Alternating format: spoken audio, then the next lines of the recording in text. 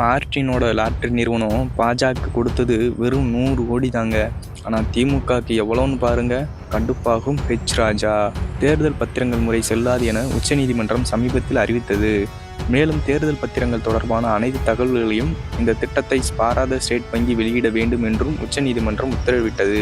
இதையடுத்து பத்திரங்கள் எந்த தேதியில் எவ்வளவு தொகைக்கு யார் யாருக்கு வாங்கியது என்பது குறித்த தகவல்கள் வெளியிடப்பட்டன. மேலும் அரசியல் கட்சிகள் பெற்ற நன்கொடை குறித்த விவரங்களும் வெளியிடப்பட்டன. இதையடுத்து எஸ்பிஐ அளித்த தகவல்களை உயர்நீதிமன்ற பதிவாளர் அலுவலகம் தேர்தல் கமிஷனுக்கு அனுப்பி வைத்தது. இதையடுத்து தேர்தல் பத்திரங்கள் மூலம் தேர்தல் ஆணையம் பெற்ற தொகைகள் குறித்து தகவல்கள் தேர்தல் ஆணையம் தனது இணையதள பக்கத்தில் பதிவிட்டது. அதன்படி தேர்தல் பத்திரங்கள் வாயிலாக திமுகவுக்கு 656 கோடி ரூபாய் நன்கொடை கிடைத்துள்ளது. இதில் லாட்டரி மார்டின் மற்றும் 509 கோடி ரூபாயை வாரி வழங்கியிருந்ததும் தெரிய வந்தது.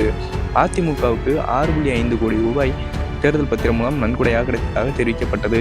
இந்த நிலையில் இது தொடர்பான செய்தியை தமிழக பாஜக மூத்த தலைவரான ராஜா தமது சமூக வலைதள பக்கத்தில் பதிவிட்டுள்ளார்.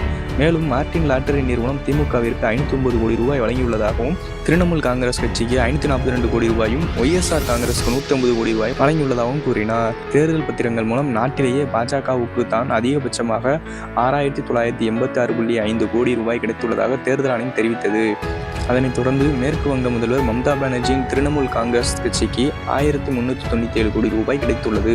மூன்றாவதாக காங்கிரஸ் கட்சிக்கு 1334 கோடி ரூபாயும், தெலுங்கானா மாநில முதல்வர் சந்திரசேகர ராவின் பாரத ராஷ்டிரா சமிதிக்கு 1322 கோடி ரூபாயும் நன்கொடையாக கிடைத்துள்ளது. ஒடிசாவில் ஆளும் முதல்வர் நவீன் பட்நாயக்கின் பிஜு ஜனதா தளம் கட்சிக்கு 944.5 கோடி ரூபாய் தேர்தல் பத்திரம் மூலம் கிடைத்துள்ளது. தேர்தல் பத்திரங்கள் வாயிலாக அதிக நன்கொடை பெற்ற கட்சிகள் லிஸ்டில் திமுக 656.6 கோடி ரூபாய் பெற்று 6வது இடத்தில் இருந்தது குறிப்பிடத்தக்கது.